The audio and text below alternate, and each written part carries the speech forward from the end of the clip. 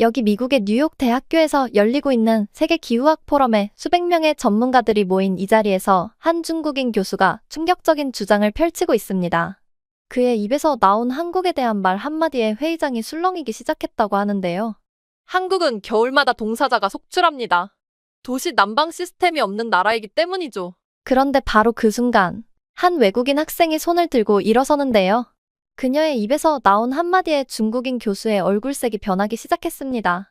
갑자기 마이크를 끄고 당황한 기색을 감추지 못하는 교수의 모습이 보입니다. 대체 이 외국인 학생은 무슨 말을 했길래 전문가들 사이에서 이런 소동이 벌어진 걸까요? 그녀가 밝힌 한국의 충격적인 진실은 과연 무엇이었을까요? 지금부터 그 놀라운 이야기를 들려드리겠습니다. 저는 에밀리 해리스입니다. 저는 시애틀 출신으로 환경 엔지니어로 일하고 있습니다. 즉, 도시에서 무언가를 만들면서 환경을 도울 수 있는 방법을 찾으려고 노력합니다. 오늘은 저에게 중요한 날입니다. 기후 변화에 관한 중요한 회의에 참석하기 위해 뉴욕에 왔거든요. 뉴욕 대학교에 들어서자마자 뱃속에 나비가 날아드는 느낌이 들었어요. 이곳이 너무 커요. 지구를 위해 더 나은 도시를 만들 수 있는 방법에 대해 이야기하는 사람들이 여기저기 모여 있네요. 이런 회의에 오는 것을 오랫동안 꿈꿔왔어요. 복도는 다양한 언어로 이야기하는 사람들로 가득합니다. 멋진 정장을 입은 사람도 있고 저처럼 평범한 옷을 입은 사람도 있습니다. 하지만 모두 똑똑하고 중요해 보입니다. 약간 긴장되지만 이곳에 오게 되어 설레기도 합니다. 회의가 시작될 메인 룸을 찾았습니다. 엄청 크네요. 의자가 정말 많고 모두 큰 무대를 향하고 있어요. 앞쪽에는 작은 건물이 있는 지구 그림이 있는 큰 스크린이 있어요. 지구를 위해 더 나은 도시를 만드는 방법, 즉 우리가 여기서 이야기하고자 하는 주제를 보여주기 위한 것 같아요. 저는 빈자리를 찾아 앉았습니다. 회의가 시작되기를 기다리는 동안 제가 왜 이곳에 그토록 오고 싶었는지 생각해봅니다. 저는 항상 다른 나라들이 환경 문제를 어떻게 해결하려고 노력하는지에 관심이 많았거든요. 그런데 저를 정말 설레게 하는 나라가 하나 있습니다. 바로 한국입니다. 지난 여름에 한국을 방문했었죠. 정말 놀라웠어요. 한국에는 환경 친화적인 도시를 만들기 위한 영리한 방법이 정말 많았어요. 한국 사람들이 가장 많이 사는 대도시인 서울을 걸었던 기억이 납니다. 곳곳에 아름다운 공원이 있었고 거리는 정말 깨끗했어요. 가장 좋았던 곳은 도시 한가운데에 있는 하천이었어요. 청계천이라고 불리는 곳이었어요. 예전에는 도로와 건물로 뒤덮여 있었는데 사람들이 자연을 즐길 수 있는 아름다운 공간으로 만들었어요. 가족들이 물가에 앉아있는 모습도 보았고 물고기들도 헤엄치고 있었어요. 그리고 온돌이라는 정말 멋진 것에 대해서도 알게 되었어요. 온돌은 한국 사람들이 수백 년 동안 사용해온 특별한 바닥 난방 방식이에요. 에너지 낭비 없이 집을 따뜻하게 유지하는 데 정말 좋다고 해요. 오래된 아이디어와 신기술을 모두 활용해 환경에 도움을 준다는 점이 정말 멋지다고 생각했어요. 이 넓은 방에 앉아서 한국의 아이디어에 대해 더 많은 이야기를 들을 수 있기를 바랍니다. 다른 사람들에게도 제가 본 것을 알려줄 수 있을지도 모르죠. 이런 생각에 너무 바빠서 사람들이 갑자기 조용해지는 것을 거의 알아차리지 못했습니다. 한 남자가 무대로 걸어 들어옵니다. 키가 크고 안경을 쓴 남자였어요. 그는 매우 진지해 보입니다. 그는 자신의 이름이 리 박사이며 이 큰 회의를 기획한 사람이라고 말합니다. 그는 우리가 모두 여기 모인 이유에 대해 이야기하기 시작합니다. 모두 환영합니다. 그가 말합니다. 우리는 지구가 우리의 도움을 필요로 하기 때문에 여기 모였습니다. 우리가 도시를 건설하는 방식, 우리가 사용하는 에너지, 우리가 매일 하는 선택 등 이 모든 것이 기후에 영향을 미칩니다. 앞으로 며칠 동안 우리는 전 세계 전문가들로부터 더 나은 미래를 만드는 데 도움이 될 수 있는 새로운 아이디어와 기술에 대해 듣게 될 것입니다. 저는 모든 말을 주의 깊게 듣습니다. 정말 흥미진진하네요. 리 박사는 회의에서 우리가 배우게 될 다양한 주제에 대해 계속 이야기합니다. 그는 친환경 건물, 청정 에너지, 환경에 해를 끼치지 않는 더 나은 여행 방법에 대해 언급합니다. 저는 손에 들고 있는 종이에 우리가 매일 무엇을 할 것인지 적혀 있는 종이를 봅니다. 흥미로운 주제가 정말 많아요. 태양광 발전, 전기 자동차, 심지어 에너지를 덜 사용하도록 도시 전체를 설계하는 방법에 대한 이야기도 볼 수 있어요. 저는 펜으로 정말 가고 싶은 곳에 동그라미를 쳐요. 그러다 의자에 똑바로 앉게 만드는 무언가를 보게 되죠. 아시아의 도시 계획에 대한 강연이 있을 예정인데 한국에 대한 언급이 있네요. 제가 그곳에서 본 놀라운 것들에 대해 뭐라고 말할지 빨리 듣고 싶어요. 이 박사의 연설이 끝나자 저는 너무 행복하고 결연한 기분이 들었습니다. 저는 배우러 왔지만 공유할 수 있는 무언가가 있을지도 모른다는 생각도 듭니다. 이번 한국 방문을 통해 한국가가 기후변화에 맞서 싸우기 위해 정말 열심히 노력하면 어떤 일이 일어날 수 있는지 알 수 있었습니다. 첫 회담을 위해 다른 방으로 갈 준비를 하면서 모두들 이야기를 시작합니다. 저는 가방을 들고 일어서서 이 놀라운 하루를 시작할 준비를 합니다. 정말 중요한 일의 일부가 된 것 같은 기분이 듭니다. 큰 방에서 나오면서 저는 심호흡을 합니다. 앞으로 며칠은 바쁘고 흥미진진한 시간이 될 것입니다. 아직은 모르겠지만 곧 제가 존경하는 바로 그 나라에 대한 큰 논쟁의 한가운데에 서게 될 것입니다. 하지만 지금은 제가 이곳에 있는 것이 얼마나 행운인지 생각만 할 뿐입니다. 저는 전 세계를 조금 더 친환경적으로 만드는 데 도움이 될 수 있는 큰일의 일부입니다. 그리고 누가 알겠어요? 우리가 여기서 이야기하는 것들이 전 세계 사람들의 삶을 개선하는 데 도움이 될지도 모르죠. 저는 설렘과 긴장감을 동시에 느끼며 뉴욕대학교의 큰 회의실에 들어섰습니다. 회의실은 매우 넓었고 앞쪽에는 무대를 향해 의자가 줄줄이 늘어서 있었습니다. 전 세계에서 온 사람들이 환경을 위해 더 나은 도시를 만드는 방법에 대해 이야기하고 있었습니다. 저는 아무것도 놓치고 싶지 않아 맨 앞자리에 앉았습니다. 자리에 앉아서 행사장을 둘러보았습니다. 남녀노소, 전 세계 각지에서 온 다양한 얼굴들이 모여 있었습니다. 어떤 사람들은 서로 조용히 이야기를 나누고 있었고 어떤 사람들은 휴대폰이나 컴퓨터를 들여다보고 있었습니다. 공기는 에너지와 아이디어로 활기차게 느껴졌습니다.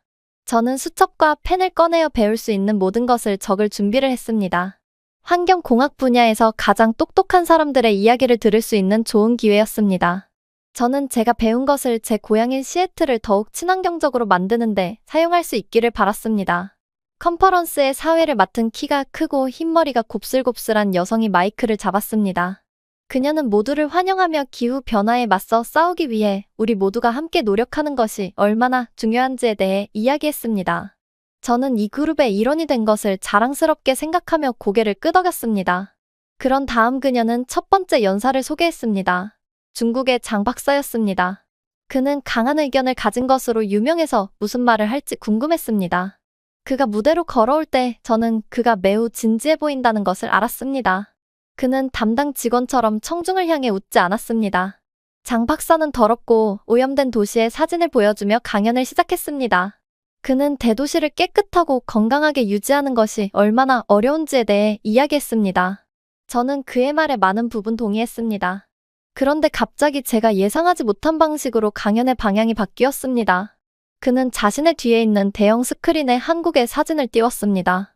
저는 지난 여름에 갔던 한국 여행이 떠올랐고 그때 보았던 아름다운 공원과 깨끗한 거리를 생각하며 미소를 지었습니다. 하지만 장 박사의 말에 미소가 금세 사라졌습니다. 그는 큰 목소리로 한국은 선진국 행세를 하는 후진국에 불과하다고 말했습니다. 저는 그 말을 믿을 수가 없었습니다. 다른 사람들도 저만큼 충격을 받았는지 궁금해서 주위를 둘러보았습니다. 장 박사는 계속 말을 이어갔습니다. 그는 한국 사람들은 난방이 잘 되지 않아서 겨울마다 얼어 죽는다고 말했습니다. 심지어 따뜻하게 지내기 위해 쓰레기를 태운다고도 하셨어요. 저는 분노로 얼굴이 뜨거워지는 것을 느꼈습니다. 저는 이것이 전혀 사실이 아니라는 것을 알았습니다. 문득 제가 방문했던 서울의 쾌적한 난방 시스템을 갖춘 현대식 아파트가 떠올랐어요. 신호등부터 쓰레기 수거까지 모든 것이 컴퓨터로 제어되는 첨단 송도 지구를 걸었던 기억이 떠올랐습니다. 장 박사는 어떻게 그렇게 틀린 말을 할 수 있었을까요? 그가 연설을 계속하는 동안 저는 청중의 몇몇 사람들이 고개를 끄덕이는 것을 보았습니다. 그들은 그의 말을 믿고 있었습니다. 저는 뱃속에 뭔가 뭉클한 느낌이 들었습니다. 뭔가 해야 한다는 걸 알았지만 뭘 해야 할까요? 저는 시애틀에서 온 젊은 엔지니어였어요. 누가 제 말을 들어줄까요? 저는 약간 떨고 있는 제 손을 내려다보았습니다. 저는 심호흡을 하며 진정하려고 노력했습니다. 머릿속으로 한국에서 보았던 놀라운 것들이 떠올랐습니다. 깨끗하고 효율적으로 돌아가는 지하철 시스템, 식물과 산책로로 둘러싸인 서울을 가로지르는 아름다운 청계천, 길모퉁이마다 다양한 종류의 쓰레기를 분류할 수 있는 스마트 재활용 쓰레기통. 장 박사의 목소리가 점점 커지면서 더 많은 거짓 정보를 퍼뜨리자 저는 결단을 내렸습니다. 가만히 앉아서 이런 일이 벌어지도록 내버려 둘 수 없었습니다. 목소리가 떨리더라도 사람들이 비웃더라도 저는 목소리를 내야 했습니다. 제가 한국에서 보고 배운 것을 사실대로 말해야 했습니다. 저는 컨퍼런스 주최 측이 저를 불러 질문해 주기를 바라며 손을 들었습니다. 제 심장이 너무 두근거려서 귀에서 느껴질 정도였습니다. 무슨 말을 해야 할지 정확히 몰랐지만 뭔가 말해야 한다는 것은 알았습니다. 기다리는 동안 한국 여행에 대한 기억이 주마등처럼 스쳐 지나갔습니다. 길을 잃은 여행객을 기꺼이 도와주던 친절한 사람들이 떠올랐어요. 매콤한 떡볶이부터 달콤한 호떡까지 맛있게 먹었던 음식들도 떠올랐어요. 그리고 초고속 인터넷부터 박물관에 로봇 가이드까지 모든 곳에서 보았던 인상적인 기술도 잊을 수 없었습니다. 몇 시간처럼 느껴졌지만 실은 몇 분밖에 되지 않은 시간 끝에 장 박사는 연설을 마쳤습니다. 주최자는 질문이 있는 사람이 있는지 물었습니다. 이것이 제 기회였습니다. 저는 다시 한번 심호흡을 하고 손을 하늘 높이 들어 올렸습니다. 주최자는 저를 가리키며 고개를 끄덕였습니다. 도우미가 제 자리로 마이크를 가져왔습니다. 일어서자 회의장의 모든 시선이 저에게 쏠려 있는 것 같았습니다. 다리가 흔들리는 느낌이 들었지만 최대한 똑바로 섰습니다. 목소리가 너무 떨리지 않기를 바라며 마이크를 꽉 잡았습니다. 실례합니다, 장 박사님. 저는 제 목소리가 얼마나 안정적으로 들리는지 놀라며 말을 시작했습니다. 박사님의 강연에서 한국에 대한 큰 오해가 있는 것 같습니다. 온돌에 대해 들어보셨나요? 그 말을 하는 순간 돌이킬 수 없다는 것을 알았습니다. 수백 명의 청중 앞에서 존경받는 교수님께 도전장을 내밀려고 했으니까요. 하지만 조용한 강의실을 둘러보면서 이것이 옳은 일이라는 것을 알았습니다. 누군가는 진실을 위해 나서야 했고 오늘 그 누군가는 바로 저였습니다. 회의실에 앉아있는 동안 제 심장은 뛰고 있었습니다. 장 박사의 말이 귓가에 울려 퍼졌고 한마디 한마디가 저를 더 화나게 만들었습니다. 저는 제가 듣고 있는 말을 믿을 수 없었습니다. 전문가라는 사람이 한국에 대해 그런 잘못된 말을 하고 있었으니까요. 방 안은 조용해졌습니다. 핀이 떨어지는 소리가 들릴 정도였습니다. 장 박사는 놀란 표정이었습니다. 자신만만하던 그의 미소가 사라졌습니다. 온돌? 그는 반복했다. 그는 혼란스러워했다. 아니, 그게 뭔지 모르겠어요. 이제야 조금 용기가 났다. 저는 다시 심호흡을 하고 설명을 시작했습니다. 온돌은 한국인들이 1000년 넘게 사용해온 특별한 바닥 난방 방식이에요. 가장 친환경적이고 가장 좋은 난방 방법 중 하나죠. 제가 이야기하는 동안 청중들이 집중하고 있는 것을 발견했습니다. 몇몇은 자리에 몸을 앞으로 숙이고 있었습니다. 다른 사람들은 메모를 하고 있었습니다. 그들은 제 말을 듣고 싶어 했습니다. 저는 한마디 한마디 할 때마다 목소리가 점점 더 커졌습니다. 온돌은 바닥을 데우는 방식으로 작동합니다. 그러면 방 전체에 열이 골고루 퍼져요. 다른 난방 시스템처럼 에너지를 낭비하지 않아요. 오늘날 한국은 현대판 온돌을 사용하고 있습니다. 천연가스 같은 청정에너지를 사용하는 새로운 보일러와 함께 사용하죠. 이야기를 하는 동안 사람들의 표정이 달라지는 것을 느낄 수 있었습니다. 사람들은 놀란 표정을 지었다가 관심을 보였습니다. 몇몇은 고개를 끄덕이긴 했지만 장 박사의 말에 동의하지는 않았습니다. 그들은 제 말에 동의하고 있었습니다. 저는 제가 아는 것을 더 많이 공유하기로 했습니다. 지난 여름에 서울을 방문했을 때 정말 놀라운 것들을 많이 봤어요. 세계 최고의 지하철 시스템을 갖추고 있다는 사실을 알고 계셨나요? 그리고 재생에너지로 운영되고 있죠. 청중석에 있던 사람들이 서로에게 속삭이기 시작했습니다. 하지만 이번에는 걱정 때문이 아니었습니다. 신나는 소리였죠. 저는 이제 자신감이 생겼습니다. 저는 더 똑바로 서서 더 큰 목소리로 말했습니다. 제가 본 것 중 가장 멋진 것 중 하나는 청계천이었습니다. 예전에는 콘크리트로 뒤덮인 더럽고 오염된 수로였어요. 하지만 한국은 청계천을 서울 한가운데를 관통하는 아름다운 자연 하천으로 탈바꿈시켰죠. 이는 한국이 환경에 관심을 갖고 스마트한 해결책을 마련한 좋은 예입니다. 연설을 마치고 나서 저는 회의실 전체가 달라졌다는 것을 깨달았습니다. 사람들은 더 이상 걱정스러운 표정을 짓지 않았습니다. 대신 감동과 호기심이 가득한 표정이었습니다. 그들은 한국과 한국의 환경 프로젝트에 대해 더 알고 싶어 했습니다. 저는 안도감과 자부심이 뒤섞인 감정을 느끼며 자리에 앉았습니다. 나는 진실을 위해 일어섰다. 사람들이 중요한 것을 이해하도록 도운 셈이었죠. 그리고 어쩌면 그들이 한국을 바라보는 시각의 변화를 가져왔을지도 모릅니다. 백발이 성성한 여성이 다시 말했습니다. 그 정보를 공유해줘서 고마워요. 그녀가 제게 말했습니다. 그러더니 그녀는 방 전체를 향해 말했습니다. 이것은 우리 모두에게 좋은 교훈을 줍니다. 모든 사실을 알지 못한 채 다른 나라를 판단해서는 안 됩니다. 한국은 환경을 위해 정말 인상적인 일들을 해왔습니다. 우리 모두는 그들의 모범에서 배울 수 있습니다. 장 박사는 불편한 표정이었습니다. 그는 짧은 사과를 중얼거리며 단상을 떠났습니다. 회의실은 한국의 성과에 대한 흥분된 이야기로 떠들썩했습니다. 저는 그곳에 앉아 주변의 대화를 들으며 기분이 좋았습니다. 중요한 순간에 제 목소리를 냈으니까요. 제가 아는 것을 공유했습니다. 그리고 그렇게 함으로써 사람들의 생각을 바꾸는 데 도움을 주었습니다. 작은 발걸음이었지만 중요한 발걸음이었습니다. 결국 서로를 이해하고 존중하는 것이 기후 변화와 같은 큰 문제를 해결하는 방법이니까요. 저는 미래에 대한 희망을 느끼며 혼자 미소를 지었습니다. 아직 배우고 해야 할 일이 너무 많았습니다. 하지만 오늘 저는 변화를 만들었습니다. 그리고 정말 기분이 좋았습니다. 회의장을 나서는데도 여전히 가슴이 뛰었습니다. 방금 일어난 일이 믿기지 않았습니다. 시애틀에서 온 젊은 엔지니어인 저 에밀리 해리스가 이 모든 중요한 사람들 앞에서 유명한 교수와 맞섰으니까요. 손이 약간 떨렸지만 제 자신이 자랑스러웠습니다. 박복도는 사람들이 신나게 이야기하는 소리로 북적거렸습니다. 저는 그들의 대화를 조금씩 들을 수 있었는데 많은 사람들이 한국에 대해 이야기하고 있었습니다. 제가 이 놀라운 나라에 대한 사람들의 생각을 바꿨다는 사실에 기뻤습니다. 저는 조용한 구석을 찾아 벤치에 앉았습니다. 그동안 있었던 모든 일에 대해 생각할 시간이 필요했습니다. 벤치에 시원한 가죽이 땀에 젖은 제 손바닥에 닿는 느낌이 좋았습니다. 저는 심호흡을 하고 뛰는 심장을 진정시키려고 노력했습니다.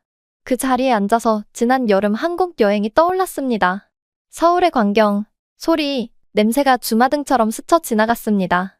사람들로 가득했던 번화한 거리, 노점상들의 맛있는 음식 냄새, 오래된 사찰과 현대식 건물이 아름답게 어우러진 모습이 떠올랐습니다. 눈을 감고 청계천을 상상했습니다. 이 평화롭고 푸른 공간이 과거에는 콘크리트로 덮인 더러운 운하였다는 사실이 믿기지 않았습니다. 이제는 사람들이 바쁜 도심 한가운데서 휴식을 취하고, 놀고, 자연을 즐길 수 있는 장소가 되었습니다.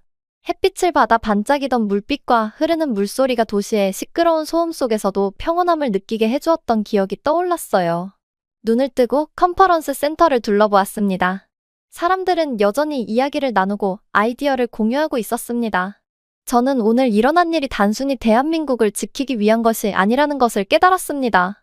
더 큰 무언가를 위한 것이었습니다. 기후 변화와 같은 큰 문제를 해결하려고 할 때 올바른 정보를 확보해야 한다는 것이었습니다. 사람들이 한 번도 가보지 않은 곳에 대해 얼마나 쉽게 잘못된 정보를 믿는지 생각했습니다. 장 박사는 사실이 아닌 말을 하려던 것은 아니었을 겁니다. 그는 단지 더 잘 몰랐을 뿐이죠. 하지만 그의 말은 사람들이 한국에 대해 나쁘게 생각하고 환경을 위해 노력하고 있는 모든 좋은 일들을 무시하게 만들 수 있었습니다. 저는 그 자리에 앉아서 제 자신에게 약속을 했습니다. 특히 환경과 관련해 뭔가 잘못되었다는 것을 알면 항상 목소리를 내야겠다고 결심했습니다. 여행과 일을 통해 배운 것을 공유하기로 했습니다. 다른 사람들의 경험에도 귀를 기울이기로 했습니다. 우리 모두가 지식을 공유하면 지구를 보호할 수 있는 더 나은 방법을 찾을 수 있을 거라고 생각했어요. 또한 다른 나라들이 기후변화에 어떻게 대처하고 있는지 더 많이 배워야겠다고 다짐했습니다. 한국은 저에게 많은 것을 가르쳐 주었지만 다른 나라들도 훌륭한 아이디어를 가지고 있다는 것을 알고 있었습니다. 저는 그들 모두에 대해 배우고 싶었습니다. 머릿속이 아이디어로 가득 차기 시작했습니다. 제가 배운 것을 공유하기 위해 블로그를 시작할 수도 있겠고요. 아니면 시애틀에 있는 대학에서 강연을 주최할 수도 있겠죠. 저 같은 젊은 엔지니어들이 다른 나라를 방문해 그들의 환경 프로젝트를 직접 볼 수 있는 프로그램을 만들면 얼마나 좋을까 하는 생각도 해봤어요. 이런 생각을 하고 있을 때 제 주변의 사람들이 더 많이 모이는 것을 느꼈어요. 그중 몇몇은 아까 제 연설을 들은 적이 있다며 한국에 대해 더 알고 싶어 했습니다. 저는 제 안에 새로운 에너지가 흐르는 것을 느끼며 자리에서 일어섰습니다. 제가 아는 것을 공유하고 다른 사람들에게도 배울 수 있다는 생각에 기뻤습니다. 그 다음 1시간 동안 저는 전 세계에서 온 사람들과 이야기를 나누었습니다. 우리는 각자의 고국에 대한 이야기와 사람들이 환경을 돕기 위해 노력하는 창의적인 방법에 대해 공유했습니다. 모두가 얼마나 관심이 많은지 보고 놀랐습니다. 대부분의 사람들이 정말로 지구를 걱정하고 있다는 것을 깨달았습니다. 다만 어떻게 도울 수 있는지 알기 위해 올바른 정보가 필요할 뿐입니다. 하루가 끝나갈 무렵 저는 컨퍼런스 센터를 나와 뉴욕의 번화한 거리로 걸어 나갔습니다. 주변의 높은 빌딩들이 서울을 떠올리게 하며 미소를 지었습니다. 아침에 도착했을 때와는 느낌이 달랐습니다. 저는 더 이상 젊은 엔지니어 에밀리가 아니었습니다. 변화를 만들 준비가 된 환경 옹호자 에밀리가 되어 있었습니다. 해가 지면서 하늘이 아름다운 주황색과 분홍색으로 물들고 있었습니다. 저는 그 하늘을 바라보며 희망을 느꼈습니다. 기후 변화 해결이 쉽지 않다는 것은 알고 있었습니다. 하지만 오늘 이후 저는 우리 모두가 함께 노력하고 지식을 공유하면 할 수 있다고 믿었습니다. 저는 휴대폰을 꺼내서 집에 돌아가서 하고 싶은 일들을 메모하기 시작했습니다. 앞으로 해야 할 일이 많았지만 설레는 마음이 들었습니다. 호텔로 걸어가면서 저는 미소를 멈출 수 없었습니다. 오늘은 모두를 위해 더 나은 세상을 만들기 위한 제 여정의 시작에 불과했습니다. 안녕하세요. 제 이름은 에밀리입니다. 그 뜨거운 애리조나의 여름날을 절대 잊지 못할 거예요. 타는 고무와 휘발유 냄새가 코에 영원히 박힌 것 같았어요. 10살이었던 저는 엄마 옆에 앉아서 큰 그레이하운드 버스를 타고 있었어요. 할머니를 뵈러 가는 길이었죠. 그날 제 인생이 완전히 바뀔 거라는 건 전혀 몰랐어요. 창밖을 보면서 사막이 지나가는 걸 보고 있었던 게 기억나요. 선인장과 붉은 바위가 끝도 없이 펼쳐져 있었죠. 엄마는 제 옆에서 책을 읽고 계셨어요. 모든 게 평소와 같았어요. 그런데 갑자기 큰 경적 소리가 들렸어요. 엄마가 깜짝 놀라서 고개를 들었고 눈이 커지면서 두려움이 가득했어요. 저는 무슨 일이 일어났는지 보려고 고개를 돌렸어요. 엄청난 크기의 트럭이 우리 쪽으로 돌진하고 있었어요. 모든 일이 너무 빨리 일어났어요. 귀를 찢는 듯한 충돌음이 들렸고 버스가 계속 굴러갔어요. 빨래통 안에 있는 것처럼 몸이 여기저기 휩쓸렸어요. 버스가 마침내 멈췄을 때 모든 게 뒤집혀 있었어요. 몸을 움직이려고 했지만 다리가 무언가 무거운 것에 깔려서 꼼짝도 할 수 없었어요. 연기가 버스를 가득 메우고 있어서 숨쉬기가 어려웠어요. 주위에서는 사람들의 비명과 구조를 요청하는 소리가 가득했어요. 저도 점점 겁이 났어요. 엄마, 소리쳤어요. 엄마, 어디 있어요? 하지만 제 옆자리에 있던 엄마의 대답은 들리지 않았어요. 엄마는 보이지 않았어요. 연기가 점점 짙어졌고 눈이 따갑기 시작했어요. 숨쉬기도 힘들었어요. 저는 이제 죽는 건가 싶었어요. 그때 강한 손이 제 어깨를 잡는 게 느껴졌어요. 희미한 연기 속에서 인자한 눈을 가진 여자가 보였어요. 그녀는 저를 찌그러진 금속 더미에서 끌어내고 있었어요. 괜찮아요, 아가. 그녀가 부드러운 목소리로 말했어요. 내가 널 구해줄게. 그녀도 다쳐 보였지만 계속 저를 끌어냈어요. 결국 저는 버스의 부서진 창문을 통해 기어나왔어요. 버스에서 조금 벗어나서 뒤돌아봤을 때 버스 전체가 불타고 있었어요. 불꽃이 하늘로 치솟고 있었죠. 안 돼. 제가 외쳤어요. 엄마가 아직 저기 있어요. 돌아가야 해요. 하지만 그 여자는 저를 꼭 붙잡았어요. 미안해. 그녀가 말했어요. 이미 늦었어. 돌아갈 수 없어. 저는 뜨거운 사막 땅에 무릎을 꿇었어요. 불타는 버스를 보며 눈물이 줄줄 흘렀어요. 엄마는 이제 없었어요. 그 순간 저는 모든 것을 잃은 기분이었어요. 그 친절한 여자가 제 옆에 무릎을 꿇었어요. 그녀는 제 어깨에 팔을 둘렀어요. 내 이름은 민지야. 그녀가 다정하게 말했어요. 너 이름이 뭐니? 에밀리예요. 저는 눈물 속에서 속삭였어요. 에밀리, 민지가 말했어요. 많이 무섭겠지만 이제 안전해. 구급차가 올 때까지 내가 내 곁에 있을게. 저는 아무 말도 하지 못하고 고개만 끄덕였어요. 온몸이 떨리고 있었어요. 이 모든 일이 정말 일어난다는 게 믿기지 않았어요. 멀리서 사이렌 소리가 가까워지는 게 들렸어요. 빨간색과 파란색 불빛이 번쩍였고 구급차와 소방차가 우리 쪽으로 달려왔어요. 그 이후의 기억은 흐릿해요. 구급대원들이 저를 점검했고 경찰관들이 저에게 질문을 했어요. 하지만 저는 아무것도 집중할 수 없었어요. 그저 엄마 생각만 계속했어요. 이 악몽에서 깨어날 수 있길 바랐죠. 그들은 저를 피닉스의 병원으로 데려갔어요. 저는 상처와 멍이 조금 있었지만 심각한 건 아니었어요. 겉으로는 괜찮았지만 속은 산산조각 난 것 같았어요. 그날 밤 병원 침대에 누워있을 때 진실이 저를 덮쳤어요. 엄마가 정말로 떠났다는 걸요. 아빠는 몇 년 전에 돌아가셨고 형제도 없었어요. 저를 돌봐줄 가까운 가족도 없었어요. 이제 세상에 저 혼자뿐이었어요. 저는 무슨 일이 일어날지, 어디로 가야 할지, 누가 저를 돌봐줄지 모르겠다는 생각에 울면서 잠들었어요. 그때는 알지 못했어요. 저를 구해준 그 여자, 민지가 제 인생을 얼마나 크게 바꿔놓을지 전혀 예상하지 못했어요. 이 모든 일이 새로운 여정의 시작이라는 것도 몰랐죠. 그저 한 가지 사실만이 머릿속에서 계속 맴돌았어요. 모든 것이 절대 예전 같을 수 없을 거라는 생각이요. 슬픔에 잠겨 있을 때 문을 두드리는 작은 소리가 들렸어요. 따뜻한 갈색 눈을 가진 여자가 문틈으로 살짝 얼굴을 내밀었어요. 한참 동안 그녀를 바라보다가 겨우 알아차렸어요. 사고 현장에서 나를 구해준 그 여자였어요. 그녀는 병원복을 입고 있었고 팔에는 깁스를 하고 있더군요. 안녕, 에밀리. 그녀가 부드럽게 말했어요. 어떻게 지내고 있어? 저는 어깨만 으쓱했어요. 뭐라고 말할지 도저히 모르겠더라고요. 그녀는 제 침대 가장자리에 앉았어요. 가까이에서 보니 그녀의 얼굴에도 상처와 멍이 보였어요. 그녀도 사고로 다쳤던 거였어요. 지금 많이 힘들고 무서울 거 알아요. 그녀가 말하며 제 손을 잡았어요. 그녀의 손길은 따뜻하고 위로가 되었어요. 당신이 많이 걱정됐어요. 그럼 이제 나 어떻게 되는 거예요? 저는 속삭이듯 물었어요. 세상을 혼자 마주할 생각만으로도 두려웠거든요. 그녀가 제 손을 꽉 잡았어요. 사실 그 얘기하러 왔어요. 생각해둔 게 하나 있는데 괜찮으면 들어볼래요? 저는 호기심 가득한 눈으로 그녀를 쳐다봤어요. 도대체 무슨 얘기를 하려는 걸까요? 저는 간호사예요. 그녀가 설명했어요.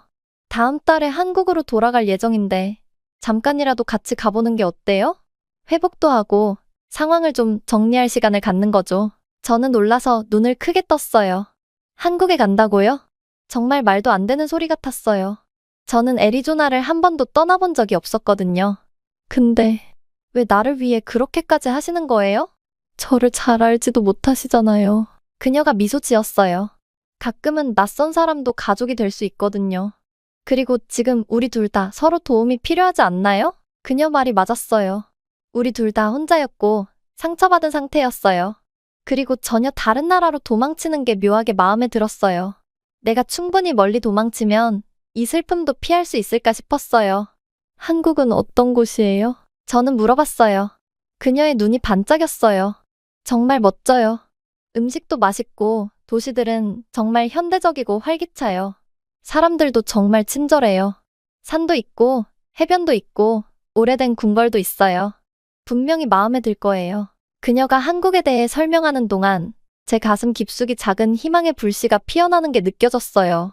사고 이후 처음으로 고통과 외로움만 있는 미래가 아닐 수도 있겠다는 생각이 들었어요. 근데 학교는 어쩌죠? 돈은요? 그리고 어디서 살아요? 현실적인 질문들이 머릿속에서 쏟아져 나왔어요. 그런 걱정은 하지 마요. 그녀가 저를 안심시켰어요. 제가 큰 가족이 있어서 다들 기꺼이 도와줄 거예요. 우리 집에서 지내면서 국제학교에 다니면 되고요. 한국은 의료비도 저렴해서 회복에 필요한 모든 치료를 받을 수 있을 거예요. 모든 게 너무 꿈같이 들렸어요. 이 낯선 사람을 믿어도 될까 하는 두려움도 있었지만 그녀의 친절한 눈을 바라보니 마음이 편안해졌어요. 이미 한 번 제 목숨을 구해준 사람이잖아요. 어쩌면 이번에는 다른 방식으로 제 삶을 구해줄지도 몰라요. 알겠어요. 저는 조용히 말했어요. 같이 갈게요. 그녀는 환하게 웃으며 저를 살짝 안아줬어요. 에밀리, 정말 다행이에요. 우리가 당신을 정말 잘 돌볼게요. 약속해요. 그녀가 흥분된 목소리로 계획을 설명하기 시작했을 때 가슴속에 있던 두려움이 조금씩 풀리는 게 느껴졌어요. 여전히 엄마가 너무 그리웠어요. 그 슬픔은 항상 가슴 한구석을 짓누르고 있었죠. 하지만 처음으로 어둠 속에서 작은 빗줄기가 보이는 것 같았어요. 그 후 몇 주는 준비로 정신없이 흘러갔어요. 작성해야 할 서류도 많았고 처리해야 할 일도 한두 가지가 아니었죠. 하지만 그녀가 모든 일을 척척 처리해줬어요. 심지어 여권과 비자도 빠르게 준비해줬어요. 그리고 마침내 공항에 도착했어요. 서울로 가는 비행기를 기다리면서 저도 모르게 긴장과 설렘이 뒤섞인 감정을 느꼈어요. 작은 여행 가방 하나만 꼭 쥐고 있었어요. 그게 지금 내가 가진 전부였어요. 제 불안감을 눈치챘는지 그녀는 팔을 제 어깨에 두르며 말했어요. 에밀리, 두려워도 괜찮아요. 큰 변화잖아요. 하지만 이제 우리 함께 하잖아요. 당신은 더 이상 혼자가 아니에요. 저는 그녀의 품에 기대며 위로를 느꼈어요. 비행기 탑승을 알리는 소리가 들리자 저는 깊은 숨을 내쉬었어요. 제가 평생 알았던 모든 걸 뒤로하고 떠나야 했죠. 하지만 이제는 새로운 모험을 시작하려고 해요. 엄마를 잃은 이후 처음으로 미래에 대한 작은 희망이 피어나는 게 느껴졌어요. 탑승구를 향해 걸어가면서 그녀가 제 손을 꼭 잡았어요. 준비됐어요? 그녀가 미소 지으며 물었어요. 저는 고개를 끄덕였어요. 네, 준비됐어요. 그리고 저는 새로운 인생을 향해 첫 발을 내디뎠어요. 한국으로 가는 비행은 마치 꿈처럼 느껴졌어요. 비행기에서 내려 서울에 발을 디디는 순간까지 모든 게 흐릿하게 지나갔죠. 민지와 함께였지만 모든 게 낯설게만 느껴졌어요.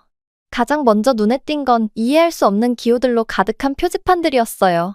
공항은 정말 북적였지만 신기하게도 질서 정연했어요. 주변에서는 모두 한국어로 대화하고 있었는데 그 말투가 마치 노래를 부르는 것 같았어요. 민지의 가족들이 공항에서 우리를 기다리고 있었어요. 그녀의 부모님, 언니, 그리고 어린 조카까지 모두 나와 있었죠. 가족들을 만나게 되어 긴장했지만 그들은 나를 따뜻하게 껴안아주며 큰 미소로 맞이해줬어요. 빠르게 한국어로 말했지만 가끔 영어 단어도 섞어 쓰더라고요. 민지의 어머니는 내 얼굴을 두 손으로 감싸고 우리 가족이 된 걸 환영해, 에밀리 라고 말했어요. 그분의 눈빛이 너무 다정해서 또다시 눈물이 터져나왔어요. 우리가 민지의 집으로 가는 동안 창밖을 계속 쳐다봤어요. 서울은 정말 놀라웠어요. 아주 높고 현대적인 빌딩들이 오래된 궁궐 옆에 나란히 서 있었죠. 화려하고 밝은 간판들이 가득했지만 동시에 전통시장도 있어서 내가 한 번도 본 적 없는 과일과 채소들이 펼쳐져 있었어요. 아리조나의 집과는 정말 달랐어요.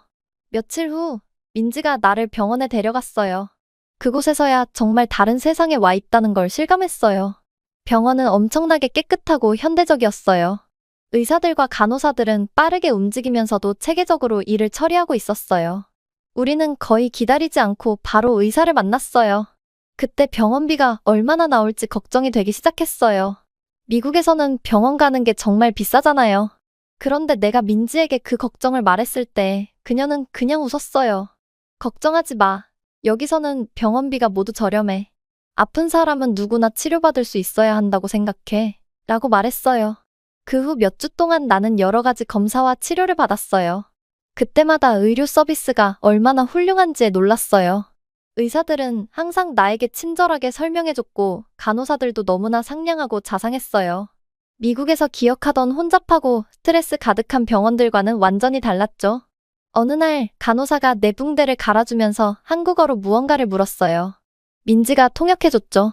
전통 한의사를 만나보고 싶은지 물어보는 거야.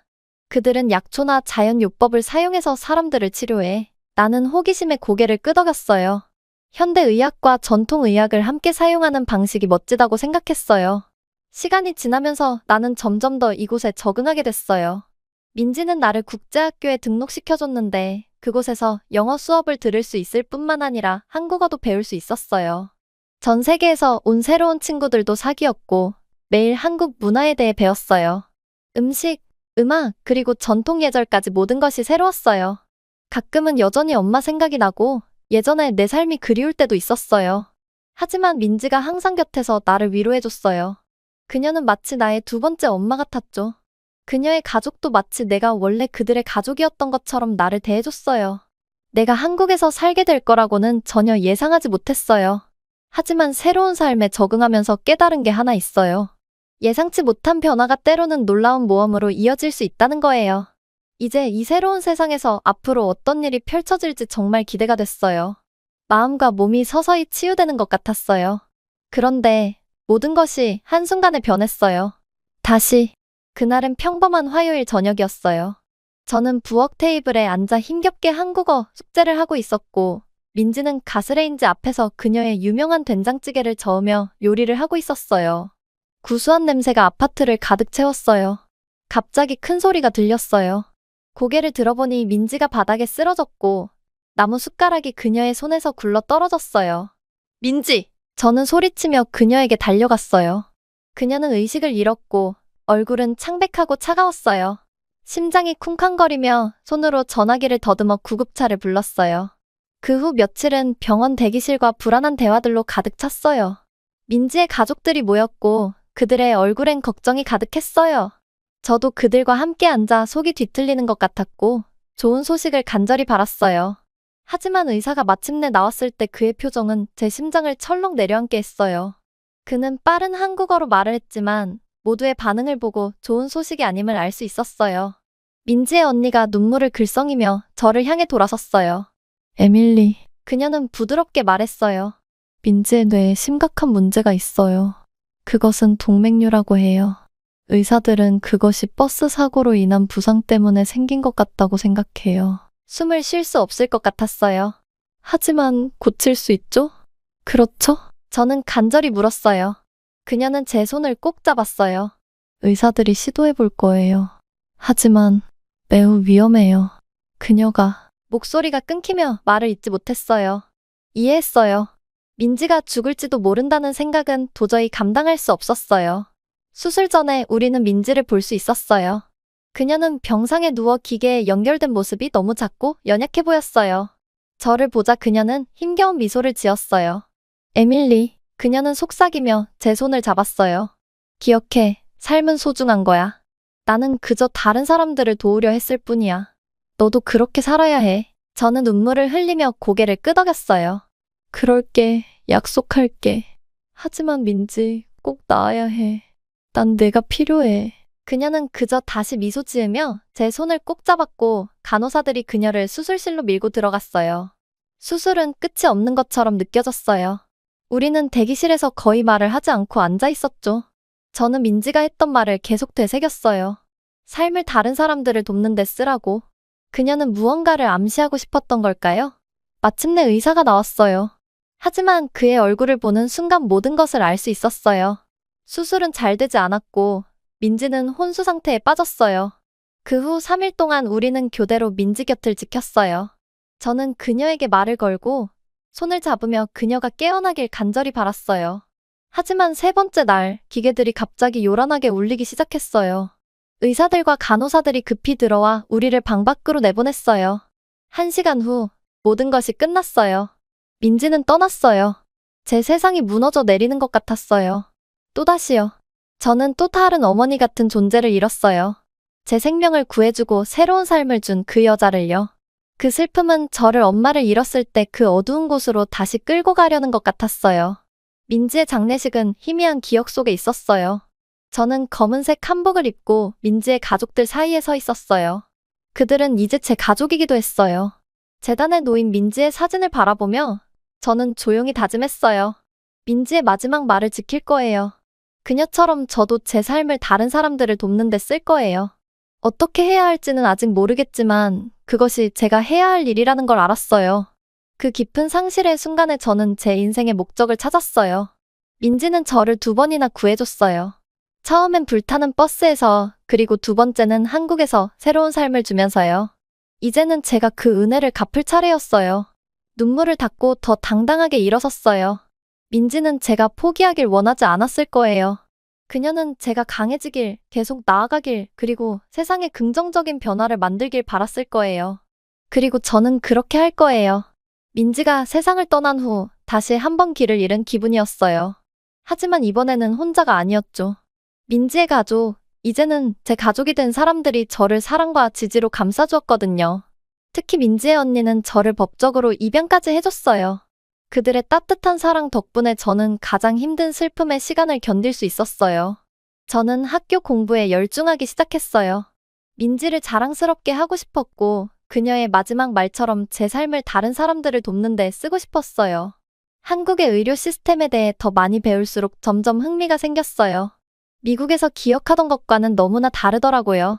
방과 후에는 지역 클리닉과 병원에서 자원봉사를 시작했어요.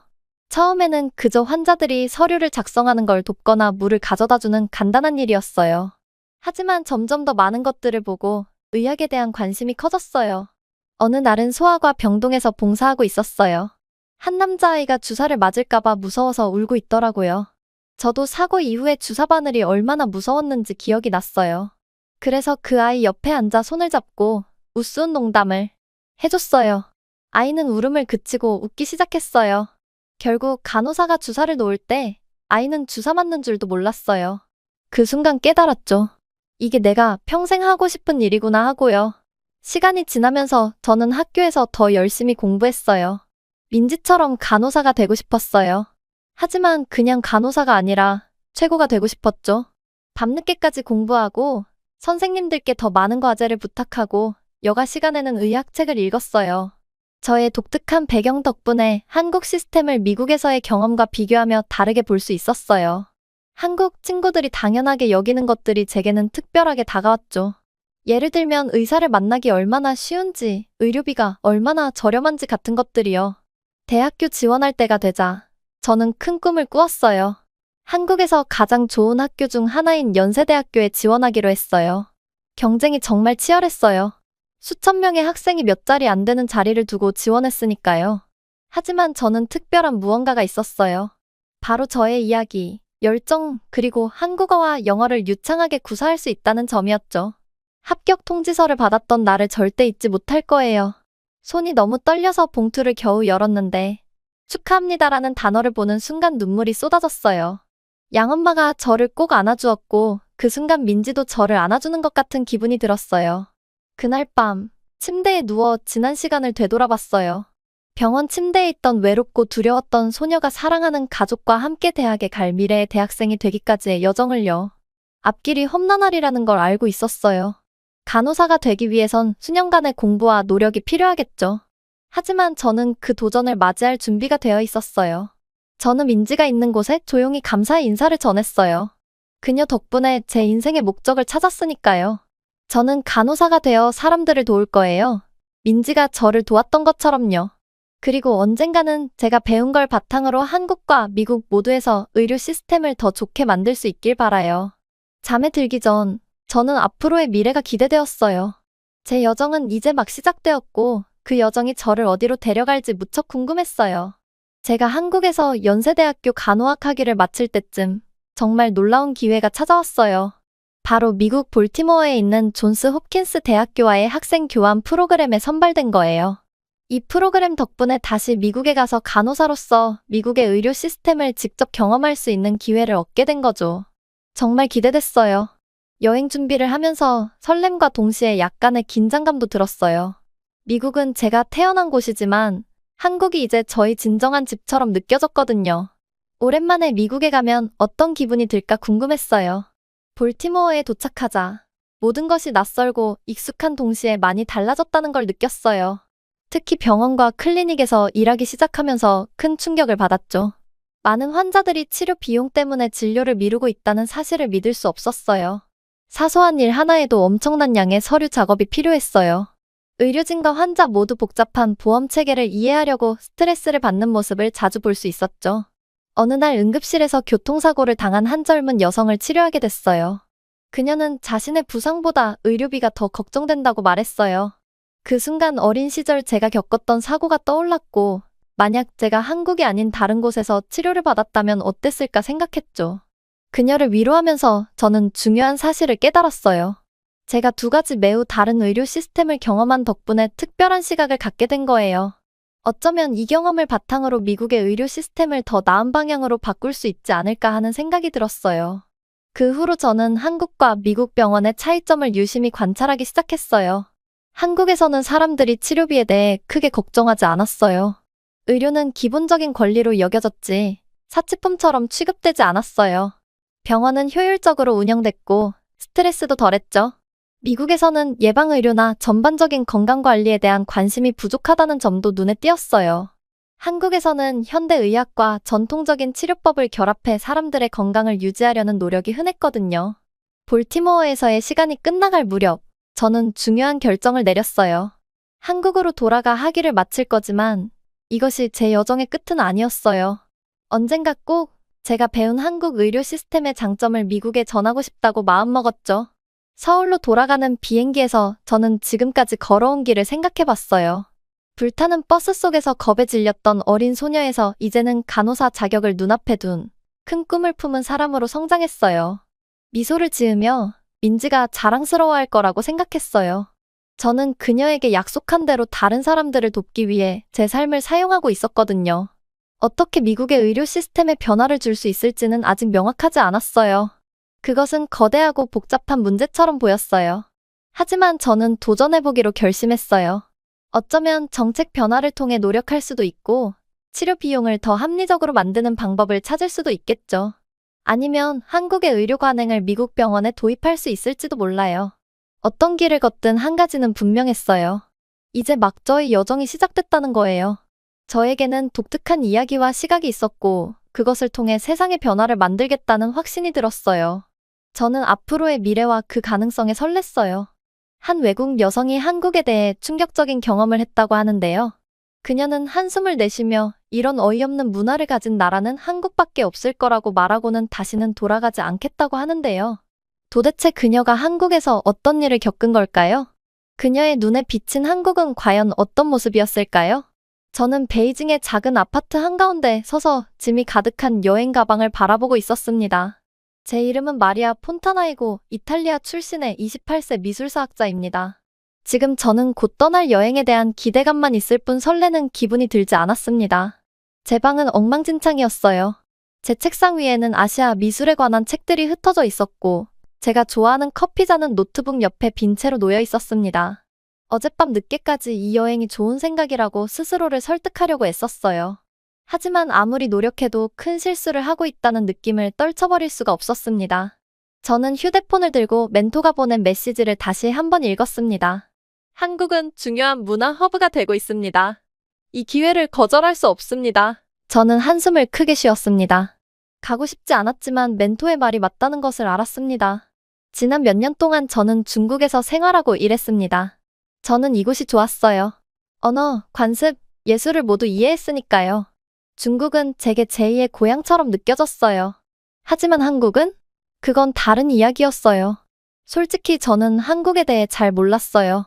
아는 것도 별로였죠. 한국이 다른 문화권, 특히 중국의 것을 베꼈다는 이야기를 들었거든요. 중국 예술을 공부하고 사랑했던 사람으로서 화가 났어요. 남의 아이디어를 훔치는 나라에 왜 내가 가야 하나요? 저는 창밖으로 북적이는 베이징 거리를 바라보았습니다. 사람들은 하루를 보내고 있었고 저는 그들과 함께 이곳에 머물고 싶었습니다. 대신 저는 짐을 싸서 잘 알지도 못하고 가보고 싶지도 않은 곳으로 떠나야 했습니다. 무거운 마음으로 여행 가방에 지퍼를 잠갔습니다. 옷과 책, 그리고 제 연구 자료로 가득 채워져 있었습니다. 3번이나 짐을 싸고 다시 싸면서 항상 출발을 미룰 핑계를 찾았습니다. 하지만 이제 더 이상 시간이 남지 않았습니다. 저는 마지막으로 아파트를 한 바퀴 돌며 중요한 물건을 잊어버리지 않았는지 확인했습니다. 제 손가락이 책장에 꽂혀있는 중국 예술과 역사에 관한 책들의 등뼈를 스쳐 지나갔습니다. 당분간 이 책들을 읽을 수 없을 거라는 생각에 슬픔이 밀려왔습니다. 아파트 문을 잠그자 불안의 물결이 밀려왔습니다. 한국에서 일을 제대로 하지 못하면 어쩌지? 아무것도 알아듣지 못하면 어떡하지? 내가 바보가 되면 어쩌지? 여행 가방을 끌고 계단을 내려오면서 이런 생각들을 밀어내려고 애썼습니다. 밖에서는 뜨거운 베이징의 여름 공기가 벽처럼 저를 덮쳤습니다. 저는 택시에 손을 흔들며 기사에게 서툰 중국어로 공항으로 가는 길을 알려주었습니다.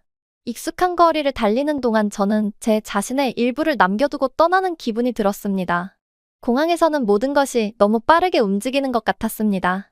어느새 저는 비행기에 앉아 이륙하는 창밖을 바라보고 있었습니다. 베이징이 구름 아래로 사라질 때까지 점점 작아지는 것을 지켜보았습니다.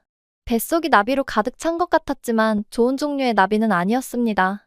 이 나비는 공포에 가깝게 느껴졌습니다. 비행시간은 그리 길지 않았지만 제게는 영원처럼 느껴졌습니다. 한국 미술사에 관한 책을 읽으며 정신을 차리려고 했지만 글귀가 눈앞을 스쳐 지나갔어요. 이 비행기를 타기 싫다는 생각밖에 들지 않았어요.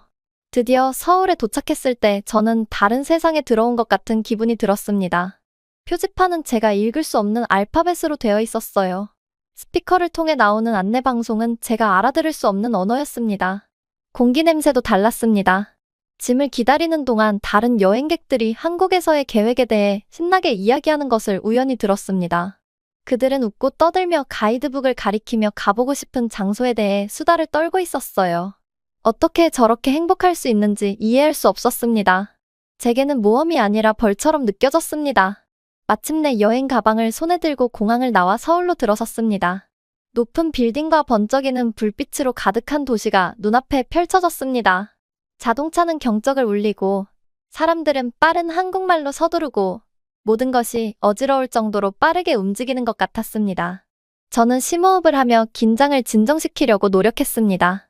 바로 이거였어요. 좋든 싫든 저는 한국에 와 있었습니다.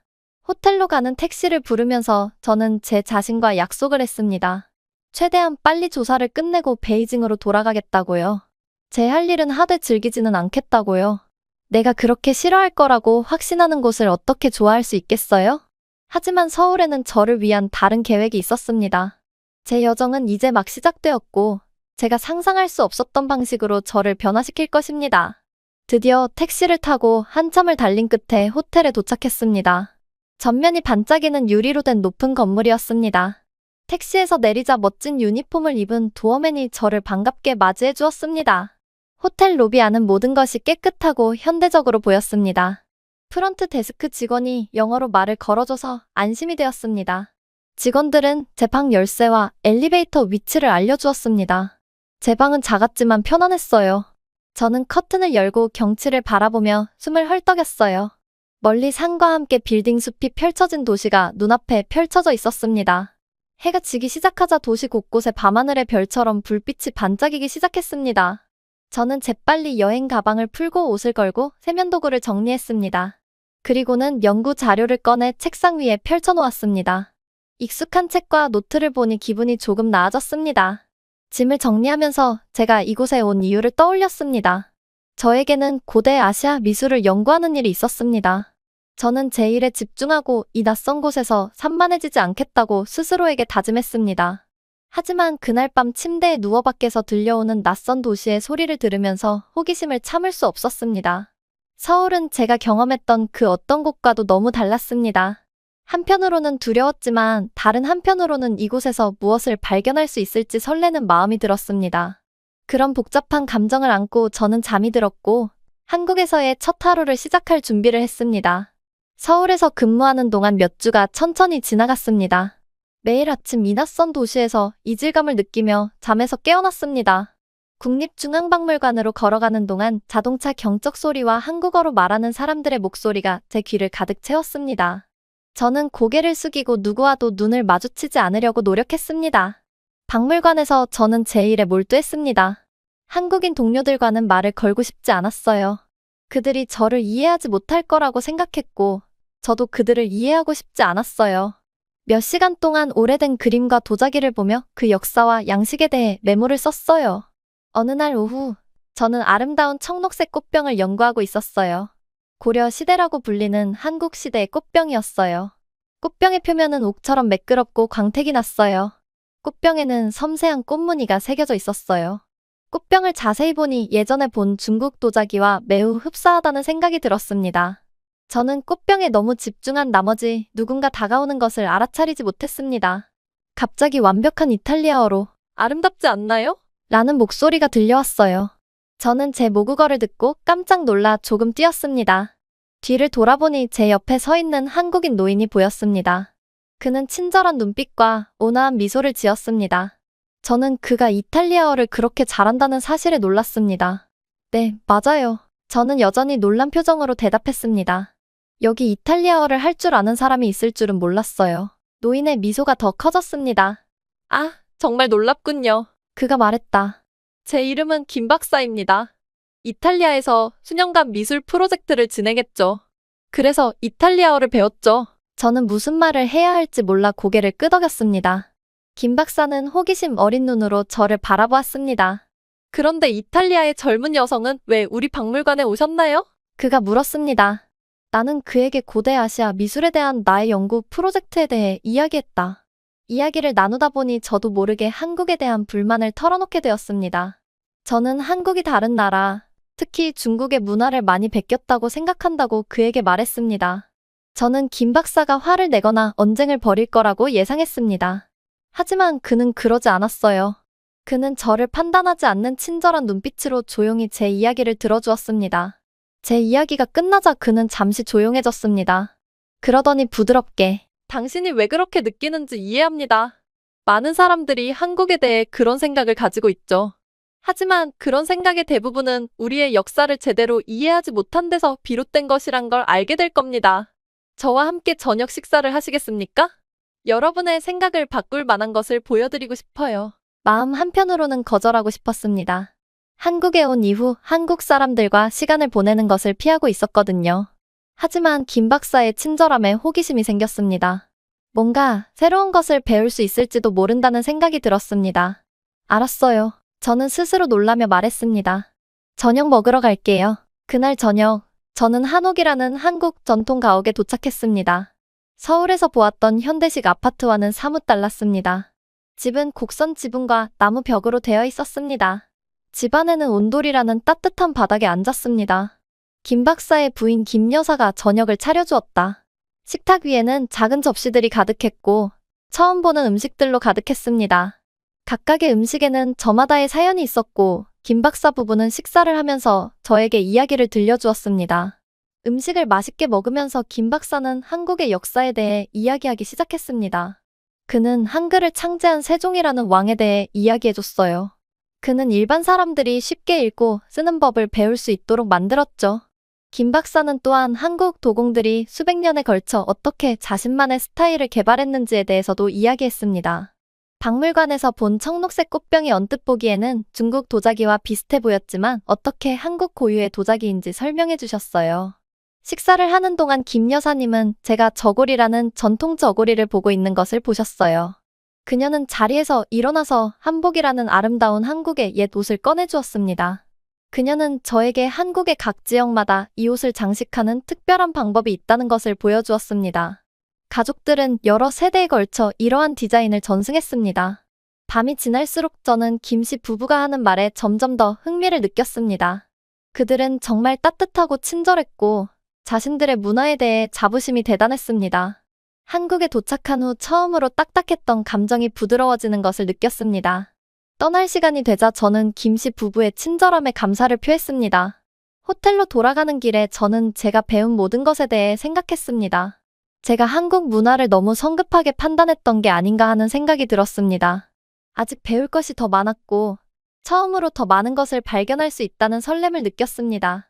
그날 밤 저는 많은 생각을 하며 잠자리에 들었습니다. 한국을 바라보는, 아니 세계를 바라보는 저의 시각이 바뀌기 시작했죠. 그리고 이것이 제2의 여정의 시작에 불과하다는 것을 알았습니다. 다음 날 저는 일찍 일어났습니다. 새로운 눈으로 다시 연구를 시작한다는 생각에 설레는 마음이 들었습니다. 저는 경복궁을 방문하기로 결정했습니다. 전에 본 적은 있지만 자세히 들여다본 적은 없었습니다. 거대한 문을 통과하면서 전에는 보지 못했던 것들을 발견했습니다. 지붕은 단순한 지붕이 아니었습니다.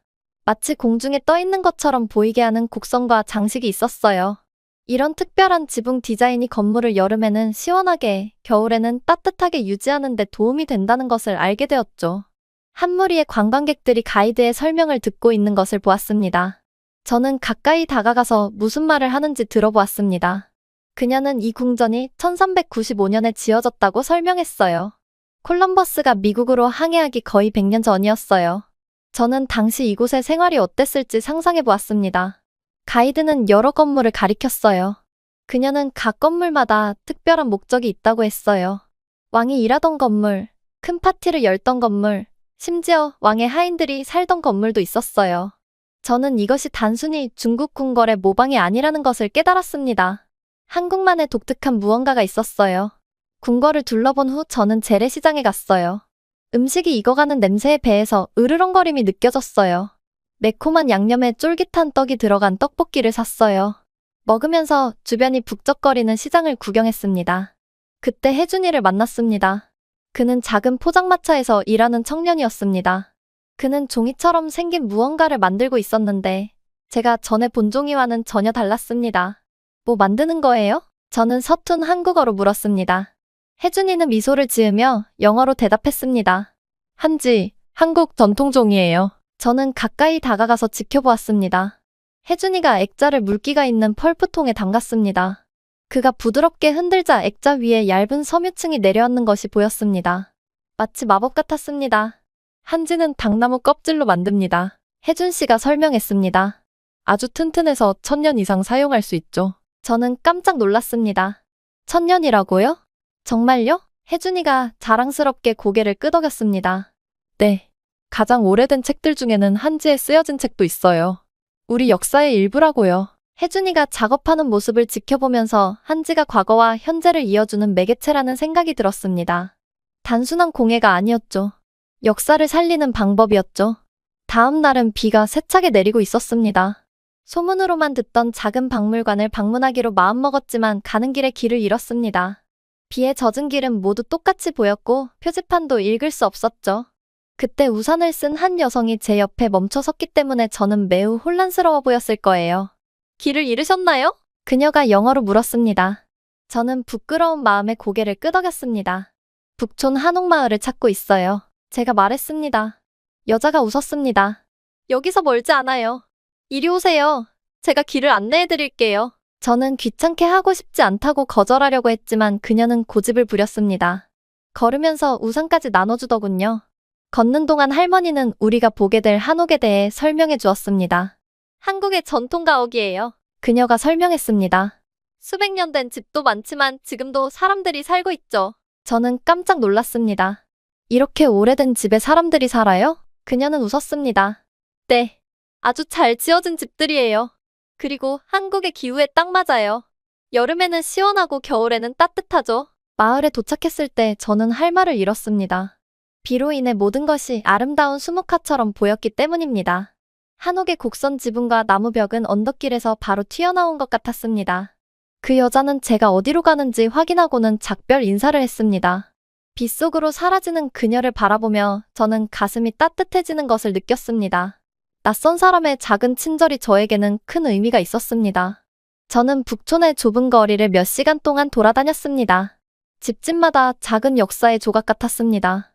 대대로 이곳에서 살며 자신들의 이야기와 전통을 이어가는 가족들을 상상해 보았습니다. 그날 저녁 호텔로 돌아가는 길에 저는 제가 얼마나 많이 변했는지 깨달았습니다. 지금 제가 본 한국은 처음 도착했을 때 제가 알던 한국이 아니었습니다. 상상했던 것보다 더 풍요롭고 더 복잡하고 더 아름다웠습니다. 김 박사와 그의 아내, 시장에서 만난 혜준이, 빗속의 친절한 아주머니 등 제가 만났던 모든 사람들이 떠올랐습니다. 그들은 모두 저에게 한국의 다른 면을 보여줬습니다. 그들은 무언가를 증명하고 싶어서가 아니라 자신이 누구인지 자랑스러워서 저에게 자신들의 문화를 공유해 주었습니다. 처음 도착했을 때 제가 했던 행동이 조금 부끄러워졌습니다. 저는 모든 것을 다 안다고 확신했었거든요. 이제야 제가 아직 배워야 할 것이 얼마나 많은지 깨달았죠. 하지만 속상한 마음 대신 설레는 마음이 들었습니다. 더 많은 것을 발견하고 더 많은 이야기를 들을 수 있었으니까요. 그날 밤 잠이 들면서 한국에서의 여정이 아직 끝나지 않았다는 것을 깨달았습니다. 이제부터가 시작이었죠. 여행 가방을 싸면서 한국에서의 시간이 얼마나 빨리 지나갔는지 믿을 수 없었습니다. 의심과 편견으로 가득했던 한국에 도착한 것이 바로 어제 일처럼 느껴졌습니다.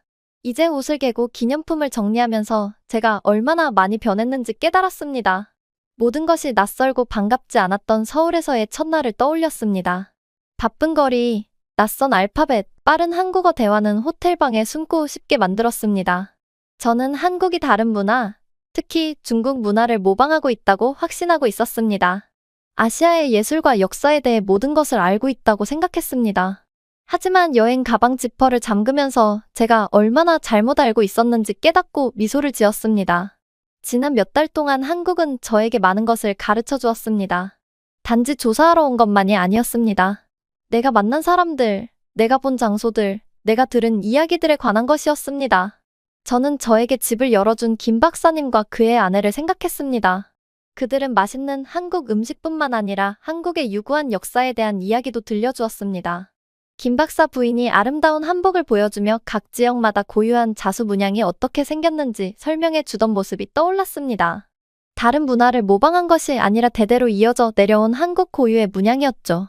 마지막으로 방을 한 번 더 둘러보며 잊어버린 것이 없는지 확인하면서 제가 겪었던 다른 모든 경험들을 떠올렸습니다. 한국 전통종이인 한지에 대해 가르쳐주던 시장의 젊은 장인이 떠올랐습니다. 한지가 어떻게 만들어지는지 설명하던 그의 눈빛이 빛났고 저는 이 고대 공예의 맥을 잇는다는 자부심을 느낄 수 있었습니다. 그리고 제가 비를 맞고 길을 잃었을 때 우산을 나눠주었던 친절한 여성분도 생각났습니다. 그 여성은 저를 모르는 사람이었지만 저를 돕기 위해 발 뻗고 나섰어요. 그 작은 친절이 제 마음을 감동시켰고 한국인의 따뜻한 마음을 보여줬습니다. 공항으로 떠나기 전 마지막으로 국립박물관을 방문하기로 했습니다. 익숙한 전시실을 둘러보며 설렘과 슬픔이 뒤섞인 감정을 느꼈습니다. 집으로 돌아간다는 생각에 설레기도 했지만 저에게 특별한 존재가 되어준 이 나라를 떠난다는 생각에 슬프기도 했습니다. 박물관에 온 첫날 감탄했던 청작 꽃병 앞에 멈춰섰습니다. 여전히 아름다웠지만 이제는 다르게 보였습니다. 전에는 그 아름다움만 보았었죠. 이제 저는 그 뒤에 숨겨진 역사, 제작에 들어간 숙련된 장인 정신, 그리고 그것이 한국 문화의 독특한 부분을 어떻게 대표하는지 이해하게 되었습니다. 그 자리에 서서 생각에 잠겨 있는데 익숙한 목소리가 들려왔습니다. 지금 어떻게 보십니까? 제 옆에 서서 온화한 미소를 짓고 있던 김 박사였습니다. 저는 아름다움과 강인함, 그리고 전 세계에 가르칠 것이 많은 문화를 봅니다. 라고 대답하면서 눈물이 났습니다. 저는 잠시 말을 멈추고 제가 눈을 뜨게 해주셔서 감사합니다. 라고 덧붙였습니다. 김 박사는 고개를 끄덕이며 눈을 반짝였습니다. 마리아, 다른 사람을 이해하는 것은 평생의 여정이라는 것을 기억하세요. 어디를 가든 마음과 생각을 열어두세요. 박물관을 나오면서 저는 제가 얼마나 많은 것을 배웠는지 생각했습니다. 한국의 예술과 역사뿐만 아니라 제 자신에 대해서도요. 모든 것을 알고 있다고 생각하며 한국에 왔지만 아직 배울 것이 너무나 많다는 사실을 깨닫고 떠나는 길이었습니다. 공항으로 가는 길에 택시 창밖으로 서울의 거리를 바라보았습니다. 압도적으로 보였던 네온 사인이 이제는 친숙하고 편안하게 느껴졌습니다. 소음처럼 들렸던 주변 사람들의 한국어 대화는 이제 모든 단어를 알아듣지는 못해도 리듬과 아름다움을 느낄 수 있었습니다. 공항에서 비행기를 타기 위해 기다리면서 저는 제가 한국을 떠나는 것이 아니라 한국의 일부를 가져간다는 사실을 깨달았습니다. 제가 만난 사람들의 따뜻함, 제가 공부한 예술의 아름다움, 제가 경험한 문화의 풍요로움은 영원히 제 곁에 남을 것입니다. 비행기가 이륙하는 동안 저는 서울이 점점 작아지는 것을 지켜보았습니다. 저는 다른 사람이 되어 이탈리아로 돌아간다는 것을 알았습니다. 예술을 공부하기 위해 한국에 왔지만 저는 훨씬 더 많은 것을 가지고 떠나는 것이었습니다. 상대를 제대로 알지 못한 채 판단하는 것이 얼마나 위험한지, 새로운 경험에 마음을 여는 것이 얼마나 큰 기쁨인지 배웠습니다. 저는 노트를 꺼내서 글을 쓰기 시작했습니다. 저는 모든 시각, 모든 소리, 모든 느낌을 기억하고 싶었습니다. 그리고 제가 배운 것을 고국에 돌아가 다른 사람들과 공유하고 싶었습니다. 어쩌면 다른 사람들도 제가 지금처럼 한국을 이해하는 데 도움을 줄 수 있을 거라고 생각했습니다. 비행기가 이탈리아를 향해 날아가는 동안 저는 미래에 대한 설렘을 느꼈습니다. 앞으로 무엇을 하게 될지 정확히 알 수는 없었지만 한 가지 확실한 것은 이 여정이 저를 변화시켰다는 것이었습니다. 그리고 앞으로 어디를 가든 한국에서 배운 교훈, 즉 이해와 개방성, 그리고 다른 문화를 포용하는 아름다움에 대한 교훈을 가지고 다닐 것입니다.